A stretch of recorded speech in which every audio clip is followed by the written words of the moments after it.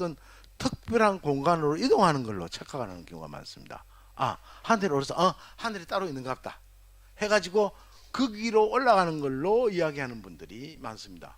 특히 참 현대에는 전부 다 뭐 과학 기초가 되다 보니까 그런 생각을 쉽게 하게 되는데, 여기는 그 말이 아니다. 뭐냐? 상태의 변화를 말한다 이랬습니다. 특별한 공간으로 가는 것이 아니라 상태가 변하는 것을 말한다. 죽은 다음에 천국에 간다 이러죠. 천국 간다 그러면 우리 생각이 뭐예요? 아, 어떤 곳에 우리 죽은 다음에 가는 곳이 있는구나, 이런 착각을 합니다. 마찬가지입니다. 상태가 변한다. 영육간의 상태가 변한 것을 천국에 간다 이야기를 하고, 우리가 공간 이동을 그런 식으로 하는 말이 아니다. 그래서 하늘이라는 것은, 여기서 하늘에 오르사 하늘이라는 것은 하나님께서 어떤 계시는 어떤 특별 장소를 말하는 것이 아니라 하나님께서 존재하는 존재 양식, 존재하고 있는 상태. 하나님은 무소부재, 따로 존재하는 게 아니라 항상 온 가운데 함께 계신다. 우리 마음속에도 있고 우리 밖에도 있고 우주 모든 공간에 계신데 그 존재 양식을 하늘에 계신다라고 우리는 표현하는 겁니다. 즉 인간이 존재하는 상태에서 하나님께서 존재하는 상태로 변하는 것을 하늘에 오르사라고 표현을 하는 겁니다. 예수님이 육체로 계시다가 변했기 때문에 그걸 인간으로서 존재하는 상태라 하나님으로 존재하는 상태로 변하는 것을 우리 하늘에 오르사라고 표현을 하고 있는 겁니다. 그 다음에 101페이지입니다. 101페이지. 그러면 하나님께서 세상에 오셨다가 다시 하나님 자리로 돌아가신 후에 무엇이 달라졌는가? 변화가 어떻게 변화가 됐는가? 라고 이야기할 수 있는데, 첫째는 인간에게 구원의 길이 열렸다. 여러 번 이야기를 했죠. 십자가 사건으로 인간에게 구원이 열렸다. 하나님께서 인간이 되신 목적은 인간을 구원하시기 위함이었는데, 그래서 인간이 구원을 받는 그 길이 열렸다. 둘째, 성령을 보내주셨다. 올려가시면서 몇 날이 못 되어 성령을 내가 보내겠다, 너에게. 마찬가지로 성령은 예수님께서 대신해서 우리 가운데 영으로 오신, 예수님을 대신하는 분이 누구냐? 성령이다. 영으로 오셔서 우리를 도우시는 분이다. 그래서 성령 하나님을 여기서 의미하고 있습니다. 우리를 구원하시고 성령을 보내주신다는 것은 궁극적으로 무엇을 말하고 있느냐? 우리를 통해서, 우리 안에 계시는 성령님을 통해서 세상을 다스리겠다는 의미가 그 안에 기본 핵심으로 자리를 잡고 있다. 우리를 통해서, 우리 안에 계시는 성령께서 오신다는 것은 우리를 통해서, 구원받은 우리를 통해서 세상을 하나님의 뜻 가운데로 다스린다. 뜻으로 다스린다. 이것이 들어가 있다는 이야기입니다. 그리고 이어서 전능하신 하나님 우편에 앉아 계시다가 라는 이야기가 나옵니다. 여기도 하나님 우편에 나오는데요, 역시 공간적인 위치가 아닙니다. 이게 하나님의 권세를 행하시는 자리를 이끌어서 뭐라 하느냐? 하나님 우편이라고 표현을 하고 있습니다. 인간을 구원하기 위해 인간이 되셨던 예수님께서는 하나님으로서 이 세상의 모든 것을 지배하면서 인간 구원의 모든 권세를 가지고 있다 하는 것을 표하는 이야기예요. 그래서 이걸 우리가 풀어서 또 한번 설명해 보면, 이 세상 속에 하나님 나라가 임하여 하나님 뜻이 실현되고 인간을 구원하시기에 충분하게 전능하신 분이라는 것이 위에 전능하신 하나님의 의미를 가지고 있습니다. 전능하다는 말은 즉 모든 것을 실현할 수 있다. 모든 것을 실현할 수 있다. 이 의미를 가지고 있다. 그럼 예수님은 누구이신가? 이 세상을 만드셨을 뿐만 아니라 지금 여기 우리 속에서 하늘과 땅과 세상 역사를 주관하시면서 지금 현재 통치하고 계시는 분이시다. 역사의 주관자, 우리를 통치하시는 분, 이끌어 가시는 분이다 하는 이야기로서 이것을 아마 정리해 보면 아마 될 것 같습니다. 예. 다음 주제가 우리 사도신경에서 나오는 게 심판 무엇을 말하는가. 이게 심판 이야기, 이게 상당히 논란이 굉장히 많습니다. 그래서 교회에서는 모르겠습니다만은 저희가 알기로는 주변에 이걸 잘 다루질 않아요. 그래서 심판 문제를. 그런데 이것을 우리는 반드시 알아야 된다. 반드시 알아야 된다. 그럼 심판이 그러면 뭘 이야기를 하고 있는가? 심판은 자, 이게 103페이지 교재 103페이지를 한번 봐주세요. 심판 무엇을 말하는가? 저리로서 그것으로부터 즉 하나님 우편으로부터 뜻인데, 즉 하나님께서는 하나님 우편에서 하늘과 땅의 모든 것을 다스리다가 언제 종말의 때에 심판을 오신다고 되어 있습니다. 예수님께서는 현재의 세상과 산자들 뿐만 아니라 산자들만을 지배하실 뿐만 아니라 과거에 죽은 자는 물론 미래의 심판주로 오실 분이시며 현재, 과거, 미래 모든 시간을 주관하시는 분이시다. 이렇게 정리를 해놨어요. 예수님께서는 다시 현재의 세상과 산자들만을 지배하시는 분이 아니라 과거에 죽은 자는 물론 미래에 계시는 사람들도 심판주로 오실 분이시다. 즉 현재, 과거, 미래 모든 시간을 주관해서 심판주로 오시는 분이시다. 이것을 대전제로 하고 있는데, 여기서 뭐 산자는 별 문제가 아닌데 죽은 자에 대해서 지금 우리가 꼭 알아야 되는 내용을 좀 설명을 드리겠습니다. 여기는 지금 칼빈은 뭐 이 이론을 안 따른다 뭐 이런 말이 많은데, 저는 그 이 이론을 지금 이야기하려는 게 아니고 예수님께서 또 사도 바울이 어떻게 표현을 하고 있느냐. 우리가 생명이 끊어진 상태를 뭐라고 표현하느냐 하면 잔다라고 표현합니다. 성경에서 대부분 또 다른 부분으로 또 표현하는 부분도 있어요. 잔다라고 표현하고 있는데, 저도 이 학문 이론을 따져서 설명하기보다는 그냥 예수님께서 설명하고 또 우리 사도 바울이 썼는 잔다라는 문구로 가지고 우리 죽음이란 자체를 자는 걸로 표현을 저도 하고 싶습니다. 네, 따라서 그러면 예수님께서 산자와 죽은 자를 심판으로 오시라고 기록된 이 사도신경의 내용을 성경 전체에 흐르면서 어떤 의미를 지니고 있을까? 이것을 우리가 파악을 한번 해보고자 합니다. 104페이지 밑에 하단에 첫째, 둘째, 셋째 해가지고 106페이지까지 내용이 나옵니다. 참고해 주시기 바랍니다. 이걸 보고 일일이 설명하기가 이게 상당히 까다로워요. 그래서 우리 목사님이 길동무 목사님이 정리해 놓은 걸 가지고 같이 한번 일련 모양으로 이걸 한번 정리해 볼게요. 첫째, 성경 전체에서 어떤 의미를 지니고 있을까? 흐름에서 첫째, 잠들어 있다라고 할 때 구원받은 자와 구원받지 못한 자가 똑같은 상태로 잠들어 있다고 볼 수는 없을 것이다. 똑같은 상태가 아니라고 보는 겁니다.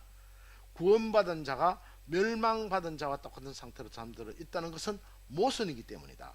예수님의 말씀에 의하면 구원받은 자인 나사로나 강도는 아브라함의 품 또는 낙원에 있고 멸망받은 부자는 음부에 있다. 이렇게 표현을 하고 있습니다. 근데 여러 가지 지금 표현 중에 이런 내용에 대한 관계를 우리가 먼저 좀 이해를 했으면 좋겠다. 어떤 상태에 있느냐, 전체 흐름에서 어떤 의미를 가지고 있는가, 잠들어 있다고 할 적에 그렇게 한번 정리를 해보고요. 그다음 두 번째, 주님께서 재림하신 이후에 산자와 죽은 자가 모두 최후의 심판을 받는다고 되어 있어요. 요거는 마태복음, 로마서, 고린도서 이런 데 자세히 설명이 되어 있습니다. 마태복음 25장 32절, 로마서 4장 10절, 고린도서 5장 10절에 이런 내용이 나오는데요. 산자와 죽은 자 모두가 최후의 심판을 받게 되었다. 재림하실 때 최후의 심판을 하심으로 구원받은 자들에게도 아직 최후의 심판은 남아있다. 낙원은 의인들이 부활할 때까지 거처하는 곳이지 완전한 천국은 아니다. 사도신경 이 구절은 예수님께서 산자와 죽은 자 모두를 심판하실 권세와 사망과 음부의 열쇠를 가졌다는 것을 강조하는 의미로 이 이야기를 하고 있다. 셋째, 시간과 영혼은 엄연히 다르다. 죽은 자들이 즉시 천국이나 지옥으로 간다, 또는 죽은 자들이 잠자는 상태에서 주님의 재림 때까지 기다린다는 등의 표현에는 즉시 기다린다는 시간을 염두에 두고 있는데, 그러나 죽음 이유는 공간 이동이 아니라 상태의 변화이므로 시간과 공간의 제약에서 벗어난 상태가 바로 영원이라는 상태로 표현을 할 수 있다. 그러니 시간의 그 제약을 안 받는다 이 말이죠. 공간 제약. 따라서 영혼에서는 즉시 기다림 등의 이 이야기는 아무런 의미가 없다. 시간의 제약을 받으면서 영혼의 상태를 이해한다는 그 자체가 불가능하다는 것을 염두에 두고, 죽은 자의 영혼이 잠든 상태에서 기다리는가 아니면 즉시 천국으로 가는가 등의 시간의 지배를 받는 상태에서 논쟁을 벌이는 것은 무의미하다. 이게 상당히 어려워가지고 이대로 제가 읽었어요. 뭐 죽었다 살았다 뭐 제약을 받는다, 이건 생각하지 말자 이 말입니다. 우리가 뭐 갑론을박할 아무런 의미가 없다. 기독교의 독특한 106페이지 구원론은 즉 그래서 육체의 부활의 그 특징이 있다. 이걸 계속 지금 강조하고 있습니다. 이 지금 사도신경에 신앙 경험과 교리 이어서 첫 페이지부터 등장하는 게 특징이 육체의 교리입니다. 이것이 신앙 경험으로 우리한테 와야만이 신앙 고백의 핵심이 될 수 있다 하는 거예요. 이야기를 하고 있어요. 영혼 불멸과 죽음 이후 육체가 분리된 영혼의 구원 등은 이교의 철학이나 종교에서 흔히 나타나고 있는데, 영과 육을 분리하는 헬라의 사상과는 달리 성경의 기본적인 바탕은 뭐야? 영과 육은 분리하지 않는다, 하나로 본다는 것입니다. 이때는 계속 이야기한 부분입니다. 그런 이유로 예수님께서 확인시켜 주신 것은 영의 구원이 아닌 육체의 부활이었다. 오히려 예수님께서는 부활하신 예수님을 영으로 보는 제자들을 경계하시고 영의 부활이 아닌 육체의 부활을 확인시키기 위하여 뭐 했다?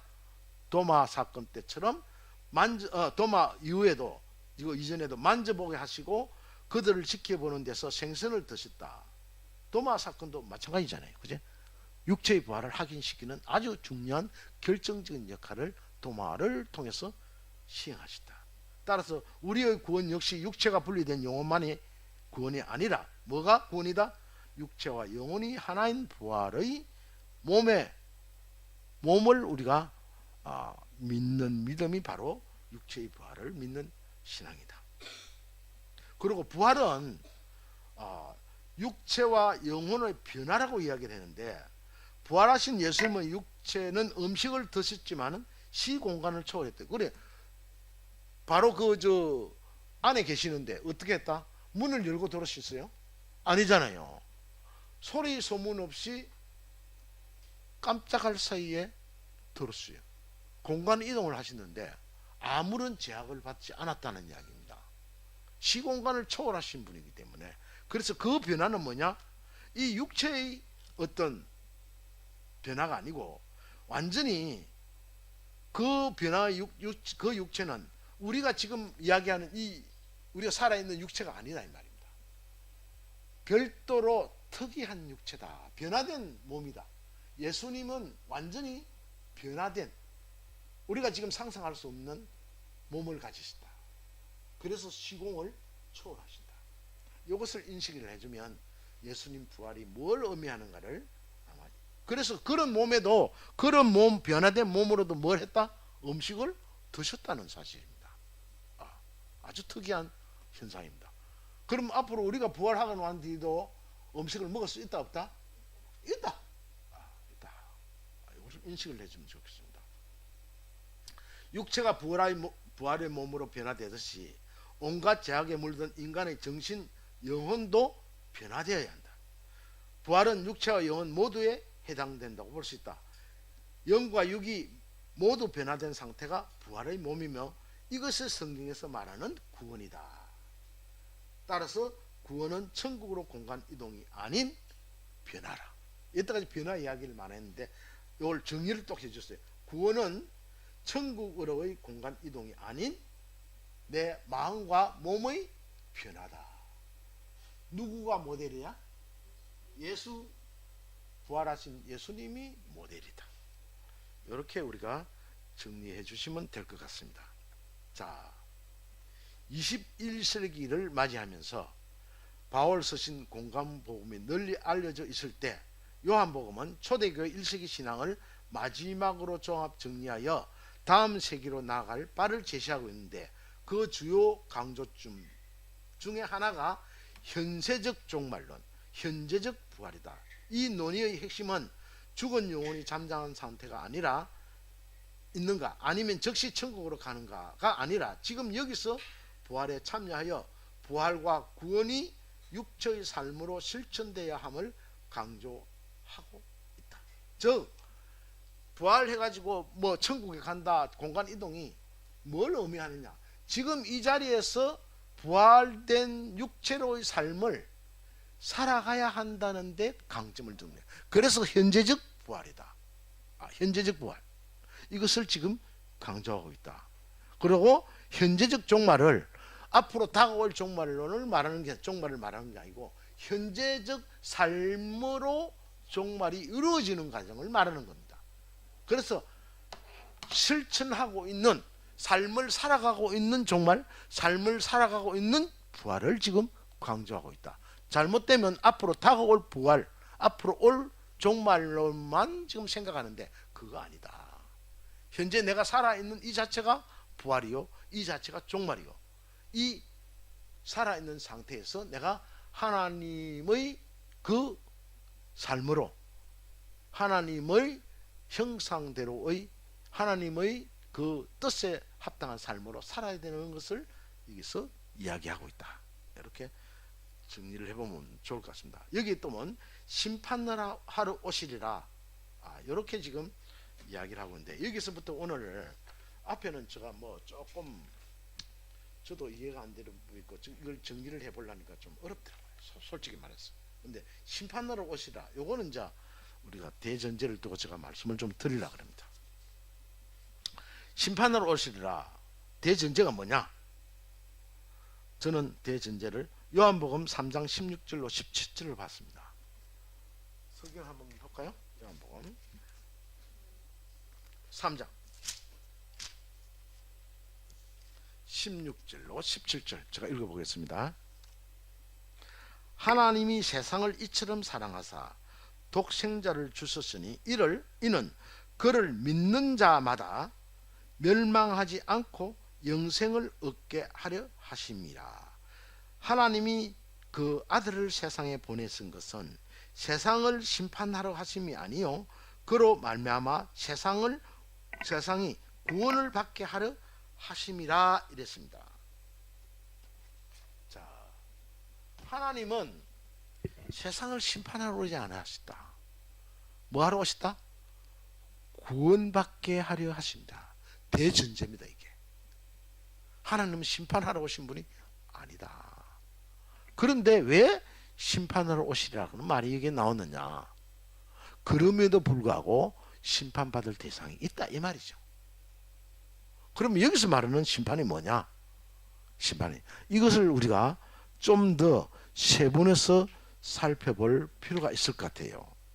제가 이것 때문에 좀 우리 토론회 하면서 상당히 심각하게 질문과 토론에 오갔는데요. 한번 정리를 해보면요, 심판을 대상은 이 세상을 살아가는 하나님을 믿는 사람이 아니고 그 세상 믿는 사람을 유혹하거나 또 믿지 않는 사람을 완전히 끌고 가는 세력이 있어요. 그게 언제 생겼다? 선악과 사건 때 생겼어요. 계명성이라 그랬죠, 그죠? 계명성. 유혹을 받아가지고 사탄과 마귀의 세력으로 음부의 세력으로 변한 세력들을 말합니다.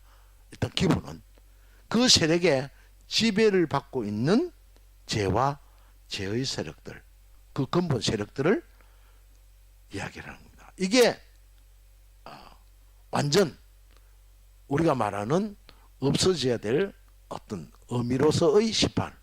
심판이 생각해보니까 여러가 많아가지고 그게 멸망의 대상이라고 우리가 표현하는 것이 좀 부드럽더라고요. 그래서 멸망의 대상이다. 그렇게 정리를 해본데, 그러면 요한복음에서 나머지는 어쨌느냐? 나머지는 심판인데 심판의 개념이 좀 달라요. 한 사람도 심판을 받기를 원치 않은 하나님. 이게 전제가 된다고. 자, 그러면 여기서 우리가 이제 나누기를 뭐를 나눴냐면요. 이거 듣고 또 뭐 오해하실 분도 생길 수도 있습니다만은, 오해하실 분은 나중에 개인적으로 저한테 토론을 한번 제시를 해가지고 해결 한번 해봅시다. 가라지가 있고요. 그 다음에 알곡이 있고요. 쭉정이가 있어요.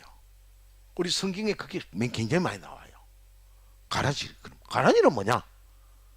이제 벼를, 저는 시골에서 벼농사를 지어봤기 때문에 중학교 때까지 그 내용을 좀 알기 때문에, 혹시 농사를 지어보신 분은 아마 이해가 빠를 겁니다. 벼농사를 지어보면 벼가 어느 정도까지, 우리 가슴팍 조금 배꼽 정도 어릴 때는 저 가슴까지 올라오는데, 그 정도 딱 되면요, 분명히 아버지가 심부름을 시켜요. 논에 가서 뭐 뽑아라? 피 뽑아라. 피. 그래서 저는 이 피가 뭔지를 몰랐어요, 처음에는. 그래가지고 피 뽑으러 가기는 논에 가기는 가는데, 비슷해가지고 이제 요거 아닌가, 요거가 피인갑다 싶어서 딱 뽑고 한나절 정도 하고 이제 집에 딱 들어오는데, 아버지가 이제 오후에 싹 훑어보면서, 야 너무 자식아, 내가 피 뽑으라 했지. 나락, 이 시골에는 우리 경상도는 나락이라 그러거든요. 벼를 나락이라 그래요. 피 뽑으라 했지, 있는 자식아, 나락 뽑아라 했나. 이래가 한 방 먹었어요. 야단은 엄청나게 맞았어요. 그래 보니까 피하고 벼하고 구분이 안 되는 거예요. 그래서 이제 뽑아놓은 걸 가지고 다시 가봤어요. 딱 자세히 보니까 겉에서 피가 약간 차이가 나는 거예요. 근데 그렇더라도 애매해요. 그래서 예수님이 가라지를 뽑는 현상을, 가라지 뽑을까요? 제자가 물으니까 뭐렇게 했어요? 놔두라. 피 뽑으려 하다가 뭐까지 뽑는다고? 나라까지 뽑겠구나. 이래 되는 거야. 알고까지 뽑겠구나. 그만두라. 놔두라. 다 자라고 난 뒤에 피는 뽑아서 어떻게 한다고요? 불살라. 나락은 그다 드리고 알고는 그다 드리겠다. 이제 이거는 제가 이해가 쉬워요. 왜? 뭐 때문에? 완전히 다르기 때문에. 피와 벼는 완전히 다르기 때문에 금방 구분이 됩니다. 처음에는 애매하지만은, 지금 우리 이 세상의 인간들, 우리가 세상 사람들 중에서 가라지에 해당되는 사람이 있다 없다? 많다 이 말입니다. 자, 그거는 아예 대상에서 제외하는 거예요. 멸망의 대상. 아까 자는 자들에 대해서도 목사님께서 그 구분을 하시던데, 나는 그걸 그렇게 해석을 했어요. 자는 자가 다 같이 자는 자가 아니다. 그런데 문제는 여기에 이제 알곡이 있고 쭉정이에요. 있어요. 알곡과 쭉정이는 원시가 같아요, 틀려요? 틀리다. 손 들어보세요. 같아. 전부 다 같아 그러네. 그러면 종자가 같다는 이야기예요, 그죠? 종자는 같은데 왜 알곡이고 쭉정이가 나오느냐? 그 성장 과정에서 열매 맺는 곡식의 과정에서 벌써 다른 거예요. 여러 가지 요인이 있어요. 우리도 신앙도 마찬가지. 신앙도 알고가 쭉정이가 있더라고요. 하나님의 십자가, 예수 그리스도의 십자가 제사함을 통해서 성령을 입고 이 세상에 왔는데, 그리스도인 하나님 자녀로 왔는데 알곡이 있고 쭉정이 있는 거예요. 그래서 이것을 우리가 구분해야 되는데, 지금 교회에서는 뭐라고 해요? 한 번 구원은 뭐라고? 영원한 구원이다. 한 번 구원은 영원한 구원이다. 이렇게 지금 표현해 가지고 지금 이것을 아주 적용을 잘하는 교리가 성행 아주 틀을 잡고 있는 데가 있어요. 어디라고요? 구원파예요. 한 번 구원은 영원한 구원이기 때문에 나는 이제 구원받았기 때문에 삶을 기어가에 대해서는 나는 아무리 살아도 어떻게 살아도 관계없다. 요 사상이 들어가 있어요. 그러면 오늘 많은 교회들은 어떨까? 똑같아요. 비슷한, 똑같지는 않은데 비슷한 성향으로 가요. 구원받았으니까 예수 그리스도의 십자가로 성령 받고 이제 하나님 자녀가 됐으니까 조금 못 살아도 나는 지장이 없고 하나님 이제 아까도 이야기했지 천국 간다. 이런 사상이 물들어 있어요. 아닙니다. 제가 보는 신앙의 구원은 심판은 다르다. 완전히 차이가 난다고 봅니다. 그러면 알곡과 쭉정이를 왜 설명을 해놨을까? 지금 보면 야고보에서 2장에서 18절로 26절을 보면 뭐라 해놨어요? 행위 없는 믿음은 죽은 믿음이라고 했어요. 아주 확실하게. 맞다 틀리다? 말씀이 확실한 거예요. 행위 없는 믿음은 죽은 믿음. 뭐 18절부터 26절까지 제가 다 읽으려면 시간이 없어요. 지금 저도. 그래서 확실하다 이거. 자, 문제는 마태복음 25장 31절에서 46절에 보면 양과 염소에 대한 비유가 나옵니다. 이게 확실히 구분되지 않느냐. 양의 삶은 뭐요? 아주 작은 소자에게 한 것이 누구한테 한 거다?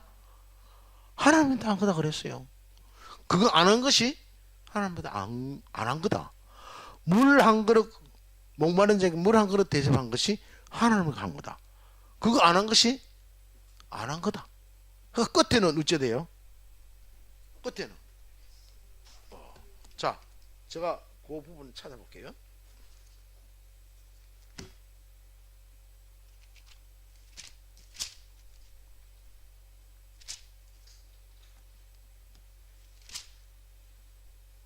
끝에는 이렇게 해놨어요.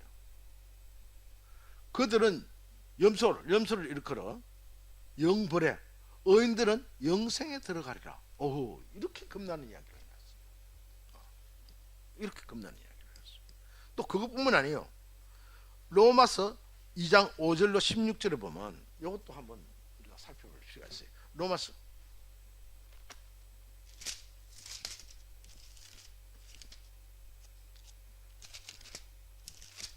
2장 5절로 16절 제가 읽어보겠습니다. 다만 내 고집과 회개하지 아니하는 마음을 따라 진노의 날 곧 하나님의 이루신 심판이 나타나는 그날에, 여기 심판이 얘기하겠죠. 심판이 나타나는 그날에 이 말 진노를 내게 쌓는도다. 하나님께서 각 사람에게 그 행한 대로 보응하시되, 이렇게 되어 있습니다. 각 사람이 행한 대로 갚아준다 이 말이죠. 보응하시되 참고 선을 행하여 영광과 존귀와 썩지 아니함을 구하는 자에게는 영생으로 하시고, 오직 당을 지어 진리를 따르는 자 아니하는 불의를 따르는 자에게는 진노와 분노로 하시리라. 악을 행하는 각 사람의 영에는 환난과 공고가 있으리니 먼저는 유대인에게요 그리고 헬라인에게며, 성을 행하는 각 사람에게는 영광과 존귀와 평강이 있으리니 먼저는 유대인에게요 그리고 헬라인에게라. 이는 하나님께서 외모로 사람을 취하지 아니하심이라. 무릇 율법 없이 변제한 자는 율법 없이 망하고 율법이 있고 범죄한 자는 율법으로 말미암아 심판을 받으리라. 하나님 앞에서는 율법을 듣는 자가 의인이 아니요 오직 율법을 뭐하는 자라야?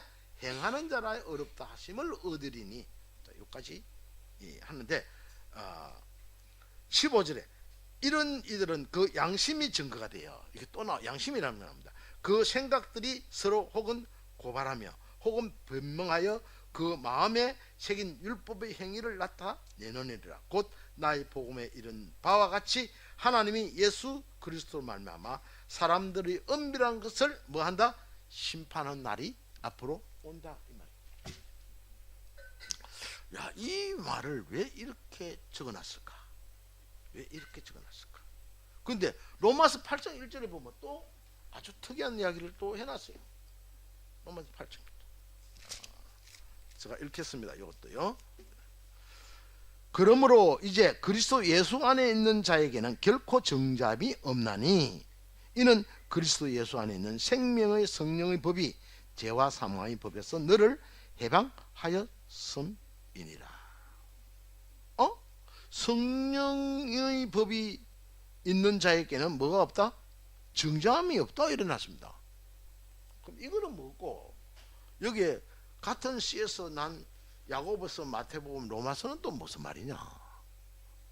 이걸 저희 토론하면서 저희들이 한번 정리를 해봤는데요.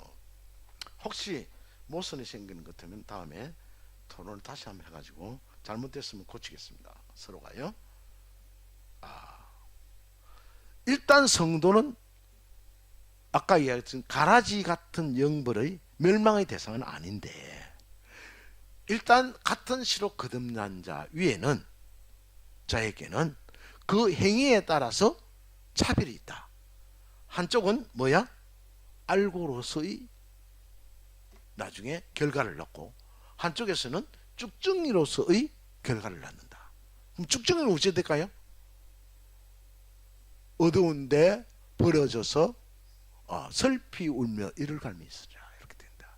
그러면 왜 이거를 갖다가 이렇게 야고보서, 마태복음, 로마서, 뭐 고린도전서도 있고 여러 가지로 자꾸 나타나는데 왜 이것을 이야기를 해놨을까?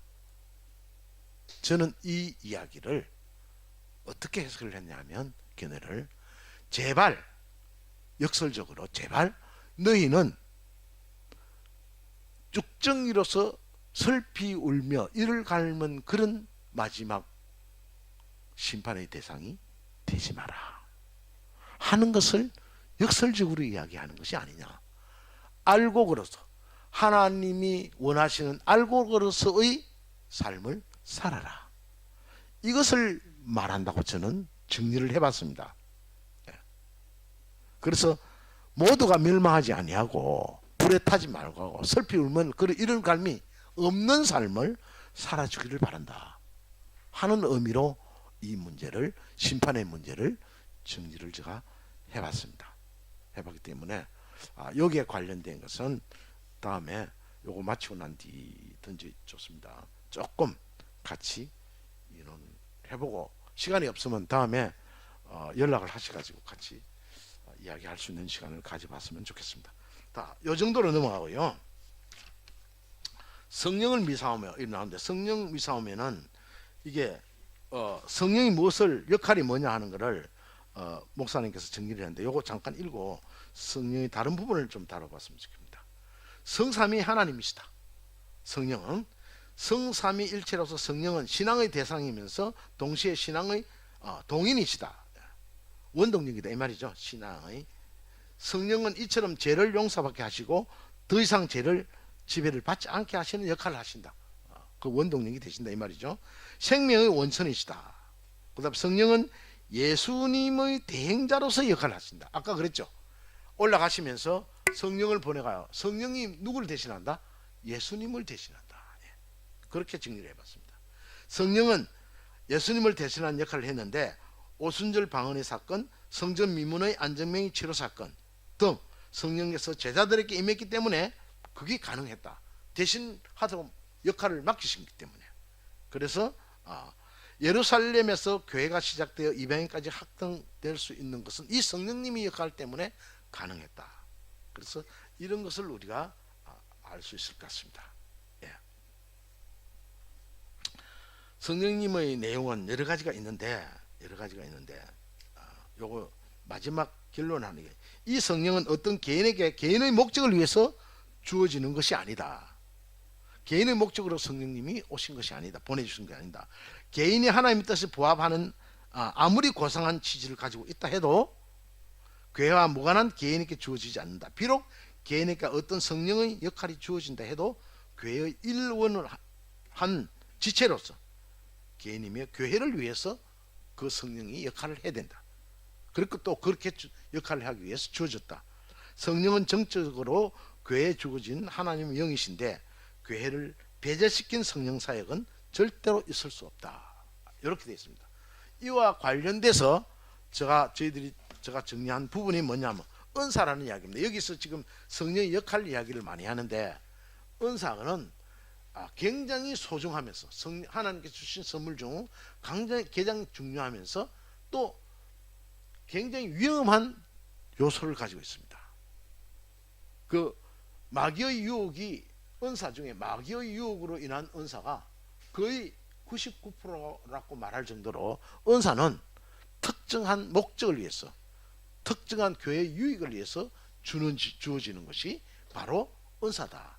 그래서 은사를 받는 이 문제를 가지고 지금 현재 우리 이 교회에서도 많은 문제가 일으키고 있는데, 거의 대부분이 다는 아닙니다만은 거의 대부분이 개인의 어떤 영광과 개인의 어떤 영역을 위해서, 영광을 위해서 쓰여지는 거나, 안 그러면 교회가 확장되는데 건축을 하거나 또 교인들 숫자를 늘린 거나 하는 등등의 하나님의 뜻하고 관계없는 일들에 많이 쓰여지는 은사가 많은데, 그것은 전부 다 마귀가 주는 은사라고 보면 틀림없다. 이것을 우리는 굉장히 조심해야 된다. 은사가 지금 은사가 말을 많이 하지만은 이 부분에 대해서는 굉장히 신중을 기해야 된다. 반드시 은사는 아까 성령에 대해서 이야기했듯이 교회의 유익을 위해서, 교회가 하나님의 뜻을 가지고 하나로 살아가는데 유익을 주기 위한 은사라야만이 그것은 성령님께서, 하나님께서 주신 은사, 선물 은사다. 이렇게 정리를 우리가 하고 넘어가면 굉장히 도움이 될 것 같습니다. 이 은사주의는 특히 조심해야 될 것은 많은 종교에서도, 다른 종교에서도 이런 형태가 존재를 하고 있어요. 그리고 이단일수록 은사주의에 빠져서 이 은사주의를 무기로 삼고 이 사역을 임하는 경우가 많은데, 대부분이 이단성입니다. 우리가 매우 조심해야 될 부분입니다. 그래서 요거를 우리가 좀 신경을 써야 된다. 그 다음에 지금 뭐 여러 가지 있는데, 제가 마지막 아주 보석 같은 결론이라, 성도의 교통 이런 거 다 중요합니다. 성령의 역사가 성도의 교통으로서 성령의 역사가 일어나고, 제사 문제 이런 것도 굉장히 중요한데, 시간상 제가 마지막 문제를, 영생이 목적이죠. 이게 영생의 목적입니다. 아까도 읽었이 요한복음 14장부터 17절에 연결이 되어 있는데 영생 같은 내용이 나오는데, 이것을 읽어서 정리를 한번 해보겠습니다. 시간 속에 살고 있으면서 영혼의 상태를 이해해야 한다는 것은 대단히 어렵다. 영혼의 상태가 어떤지를 설명해 보다는 반대로 영혼의 상태가 아닌 것을 먼저 생각하는 것이 이해가 쉬울 것이다. 영혼은 시간의 연속이나 무한한 시간이 아니다. 무한한 영급의 시간을 말하는 종교에서는 생명체가 일정한 시간을 살고 나면 다시 시간 속으로 돌아와서 삶을 반복한다는 불교의 윤회설 같은 것을 말하는데, 이것은 절대적이고 영원한 시간, 성경의 그 영혼과는 다르다. 그 다음에 시간에 대한 부정이나 시간으로부터 탈출이 아니다. 성경에서 말하는 시간은 하나님께서 선하게 창조하신 것으로 생명체의 삶의 환경, 즉 살아갈 수 있는 환경, 또 그 뒷백그라운드, 무대, 이것이 무대이며 단 한 번밖에 없는 귀한 기회이며 축복이다. 그렇다면 성경에서 말하는 영혼은 어떤 것일까? 영혼은 시간의 완성이다. 영혼은 시간을 절대화하거나 부정하지 않고 과거와 현재와 미래가 영혼 속에서 영원한 현재가 되며 시간과 공간이 만난다. 하나님은 어제나 오늘이나, 여기 이제 정리하더라고요. 하나님은 어제나 오늘이나 내일이나 동일하시며 전에도 계셨고 이제도 계시고 장차 계실 뿐이다. 오실 분이라고 했는데 계실 뿐이다.